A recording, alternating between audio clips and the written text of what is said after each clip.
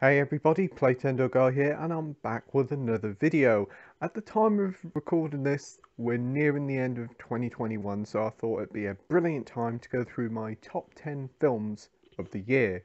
And overall, actually, it hasn't been that bad of a year. A lot of films that should have come out last year have finally saw a release this year, which is great, and we've also seen quite a lot of new films also releasing this year as well. So without further ado, let's see what makes the list and let's get into it.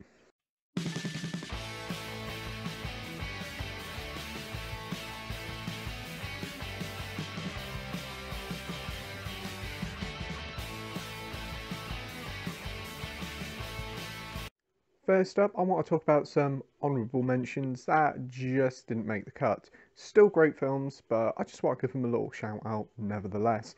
First up is Shang-Chi and the Legend of the Ten Rings, Marvel's martial arts take on the superhero genre. Honestly, really enjoyed it. A lot of fun, some great CGI, some great choreography. I just had a lot of fun with it from beginning to end.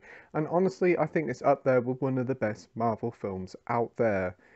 Next up, we have the final James Bond film from Daniel Craig's era, and that is No Time to Die. And at first, when I first watched it, I was a little bit mixed, and I've watched it again, and I'm still a little bit mixed. Still a quality film. I think this is like peak Daniel Craig. He's definitely at his best performance here. There's a lot of great action sequences. And the ending to me is, I'm still a bit mixed on the ending, but I can see where they were coming from with it.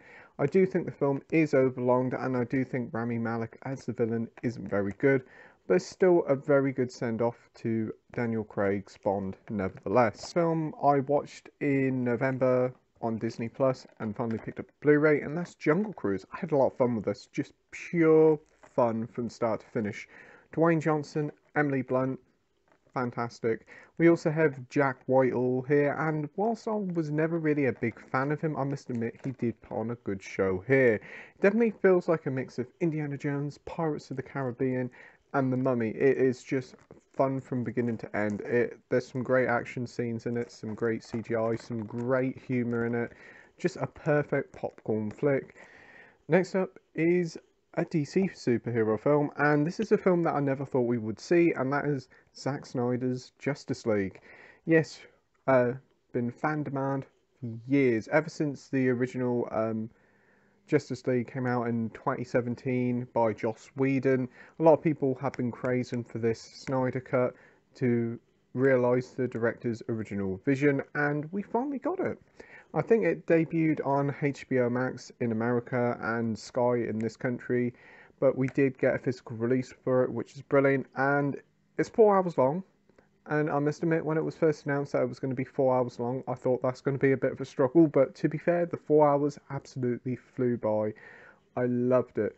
Very good film, very stylized, typical Zack Snyder stuff, but I like how they expanded the characters. Definitely Cyborg and the Flash have seen massive character development since the Joss Whedon one, especially Cyborg. His whole story arc is quite tragic and really good. Hopefully we see more of that character in the future.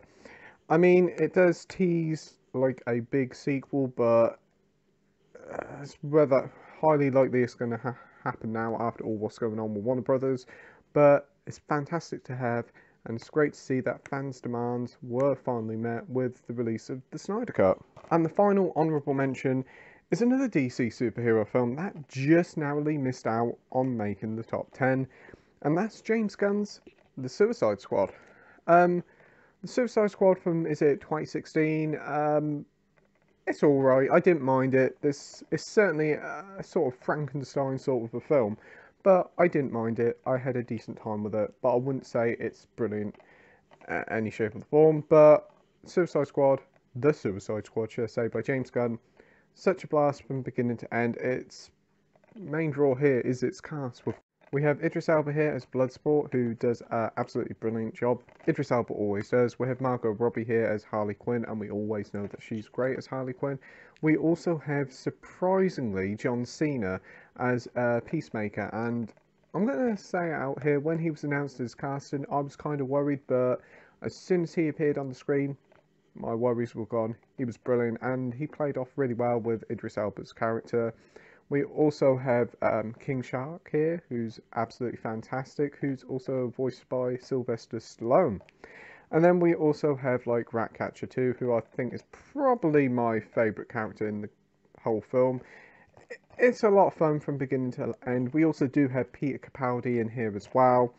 There's a lot of humour in this film. Some of the humour sticks, some of the humour doesn't, but I had a lot of fun with it, and I'm looking forward to where this series is going to go next. So right, with the honourable mentions out of the way, let's get into the top 10, and first up at number 10 is a real surprise entry, and that's Cruella. Easily the biggest surprise of the year for me. When they announced they were doing like a sort of Cruella de Vil sort of origin story, I was like, eh, do we need it? Do we need it? I mean, they announced the cast as Emma Stone as Cruella, and I think fantastic cast choice there, because Emma Stone is absolutely brilliant in this film. This film literally just came out of nowhere and easily became like one of my favourite films of the year straight away when it hit cinemas earlier this year.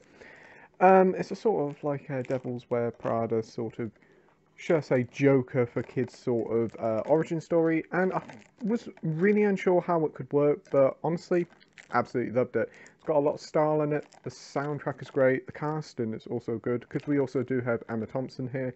It really does look lovely, and apparently we're getting a sequel, so really happy about that. So yeah, if you had any reservations about watching Cruella, definitely give it a shot, because it really surprised me. Next up, in 9th place, we have another surprise entry, and that's Free Guy. Yeah, another film that literally came out of nowhere and became like one of my favourite films of the year. I had a lot of fun from this from beginning to end. Ryan Reynolds is certainly, should I say, get typecasted quite a fair bit now because of obviously playing Deadpool, and he does kind of do his Deadpool sort of acting here, but the film is so much fun. Quick going back on Ryan Reynolds, it's great to see him to do more dramatic roles like he did The Woman in Gold a few years ago. Hopefully he'll do some more stuff like that later on down the line. But Free Guy here is, as I said, a lot of fun from beginning to end. It's set in this like fictional video game world called Free City, where anybody can be what they want to be. Wow, the players can. And we follow this guy here called Guy, and he is an NPC, which means a non-playable character who's just one of these characters there to flesh out the game world to make it feel like it live in. Because one day he finds these like sort of glasses that all these like players of the game wear, and he realizes that he's a character in a video game, and so sets out like his journey to try and make a story for himself. He really fancies the character Molotov Girl, and the big video game corporation, the head boss run by Taika Waititi, finds out that obviously Guy is NPC, and he's not having none of that, and he sends some like guys to go down there to try and stop Guy, result him going back to being like a normal NPC. But it's a lot of fun from beginning to end, with many pokes to like pop culture and the video game industry to this day. It's just a blast from beginning to end. It's got quite a sweet ending to it as well. Also, I think again the casting is great. Ryan Reynolds and Jodie Comer, absolutely fantastic here, and Taika Waititi is brilliant here, though the character he's playing is a bit of a twat, but that's the video game industry, and loved it. It's a very original idea for a film coming from an industry that unfortunately is lacking loads of ideas. We are getting a sequel to this, which is very interesting, and I'm looking forward to see where they go with it. But in 9th place, it's Free Guy. In 8th place is a film I don't actually have in my collection, but I definitely will be getting it down later on down the line, and that's Another Round, starring Mads Mikkelsen. Mads Mikkelsen and Thomas Vinterberg, the director, have originally collaborated before in the film called The Hunt, which I do have in the collection, but I haven't seen yet. But I did watch this new film, Another Round, and I must admit, it's a really great film. Basically follows Mads Mikkelsen and a group of, let's just say, middle-aged teachers as they try a science experiment of raising their... They basically try this experiment which they find out something to do with that everybody's born with like a little bit of alcohol in their system, and they're trying to recreate that same feeling to see if that improves their performance. It's an interesting scientific study, and it's a good sort of drama, comedy. in that element. There's a lot of great sort of storytelling there and character development throughout the whole film, and it can get quite sad sometimes, but it's also quite funny. It's also great to see Mads Mikkelsen and all the other blokes getting absolutely pissed out the heads. But yeah, it's a really good film. As the film goes along, they try to raise the limit of their alcohol limit, and we do see kind of mixed results and tragic results. But overall, the film is just wonderful from beginning to end. Some great performances here, especially by Mads Mikkelsen. Yes, it's a foreign film with subtitles, but honestly, it's one of the best stories of the year and definitely well worth watching. In seventh place is another film I don't have in my collection, and that's Dune. Yes, the new remake to the original, David Lynch's Dune, which apparently isn't a very good film, but this new reimagination of it is taking a new sort of direction. Instead of trying to focus the whole story of is it Frank Herbert's Dune into one film, we are splitting it across 2 or 3 films, and thankfully, the biggest worry before release was whether we would get that second part, but thankfully the film did really well in the box office, and it seems like we will be getting that second and probably third entry. But Dune itself is a visually stunning sci-fi epic that is heavy on the world development, character development, and whilst we don't see a lot of action in it, when we do, the action is great, but it's mostly focusing on that story, that world building element, and for the most part, I absolutely loved it. Yes, it's a film you've got to go in and you've got to pay attention through, because if you turn your head for 5 or 10 minutes, you will kind of lose where you're going. But honestly, loved it. It's definitely not a film for everybody, as it can be, as some people have said, it's quite boring, and I can respect that because it's definitely more tonally grounded, should I say, even though it's a sci-fi film. But I had a lot of fun with it. Cast was great in it, huge cast in it.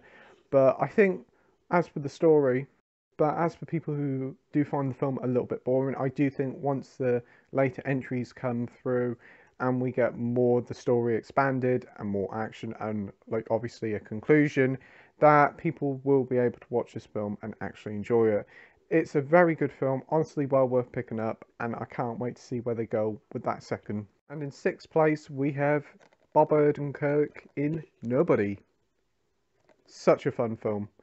It's an over-the-top action film in the vein of a John Wick film, and it is actually from the director, or the writer should I say, of John Wick, and there is rumours that it is actually set in the same universe.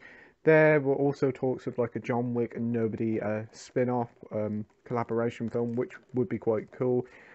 Basically, Bob Odenkirk plays this guy called Hutch. He's just a seemingly normal, everyday guy. He's definitely underestimated, overlooked, and he's having a bit of a crappy time of life. And then his house gets burgled, and then he just kind of snaps, as he has a mysterious history, and we soon find out that his history is certainly a very violent one. And oh man, this is so much fun. The first, should I say, 20-30 minutes of it, or yeah, about 20 minutes of it, is slowly building up Bob Odenkirk's character, and it does a good job.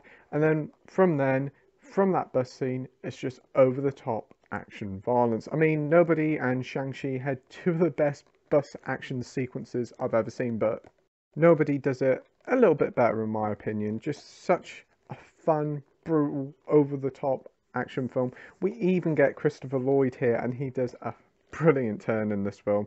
He has his own time in the spotlight and plenty of ass kicking as well. The soundtrack here is also really stellar, really good soundtrack. We do have a great chase sequence with Pat Benatar's Heartbreaker pumping out the speakers. Really fun film, and actually it's only an hour and a half, and the time just flies by. It's definitely one of the most fun I've had with a film in a very long time. And in number 5 is Promising Young Woman. Yeah, I remember this film being announced and then got delayed, and then Sky picked it up in the start of the year, and honestly, I wasn't really expecting much from this film, but I gave it a go because I picked it up in a real cheap offer, 2 for 10, and I gave it a watch a few weeks ago, and honestly, I was really surprised how good this film is. Carey Mulligan here is absolutely fantastic. Coming from Emerald Fennell, who was actually in Called Midwife as one of the midwives. She's now like a writer and a director and producer, and this is like her first debut feature. And my word, what a debut feature! The story of Promising Young Woman kind of feels very apt at the moment with the whole Me Too culture and various other things going on. But I really did enjoy the story of it. It basically follows a young woman called Cassie, played by Carey Mulligan, who a few years ago left her sort of university degree due to something happening to her friend. And this has kind of shaped her life, and she goes out in a night and basically gets payback for men who do some shitty things, shall we say.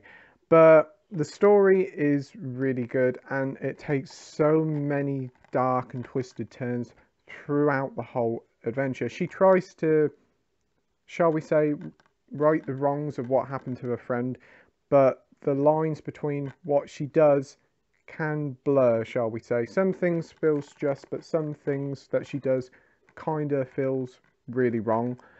And partway through the film, it changes tone. I really like that. That slowly builds up her character, and then there's a massive gut punch around about 3/4 of the way in, and then we finally get the finale, which is honestly absolutely shocking. The final 20 minutes of this film take a very interesting turn. I never would have honestly expected it, and I was going, no, no, no way, all the way through. Absolutely one of the best thrillers I've seen in years. In fourth place is another film I don't have in the collection yet because it hasn't, or just only about to release on Blu-ray, and that's James Wan's Malignant. James Wan's well known for like the Saw films and bringing out like the Conjuring films, but this year he brought out a very original sort of idea in Malignant. And from the get-go, a lot of people were very mixed on it. Some people loved it, some people hated it, but definitely with rewatched viewings, multiple rewatches, people's opinions on it have changed. For me, I went in it not really knowing much by it, but I had an absolute blast with it from beginning to end. It definitely does feel as like what James Wan says, a sort of film, a hidden gem that you would find on the shelf of blockbusters years ago, take it home and have a great time with it.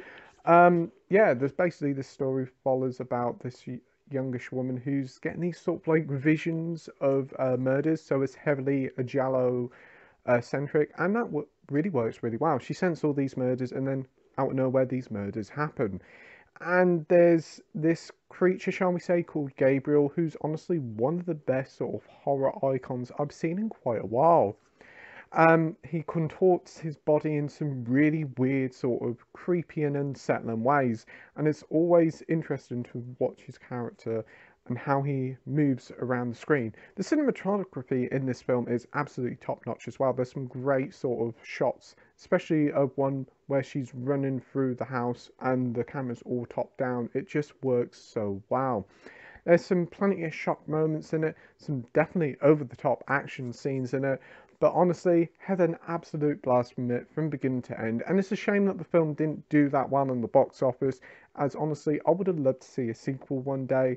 But as it is, Malignant is one of the finest standalone horror films we've had in a long while, and it's destined to become like a very big hidden gem in the horror community. So yeah, we're in the final three now, and in third place is a film that should have come out in 2020, but got delayed to 2021, and that is A Quiet Place Part 2.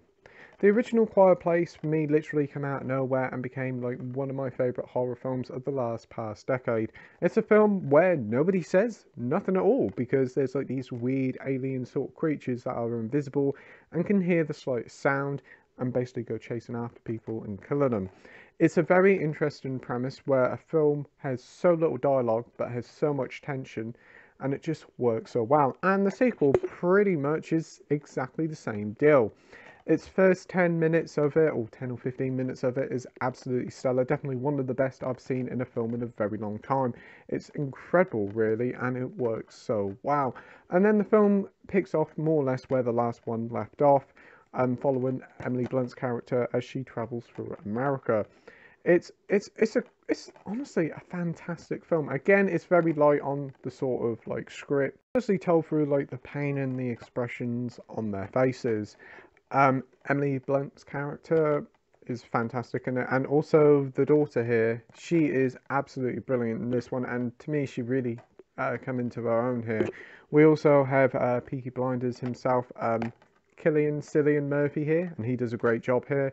There's some many jump out moments here that really kind of scare the shit out of you out of nowhere. And again, like the first film, it's only like 90 minutes, so it's a perfect film to watch with the original back to back. Next up at number 2 is a film that literally only just more or less come out in the cinemas, and I took my first ever trip to a cinema for like about 15-16 years, and that is Spider-Man No Way Home.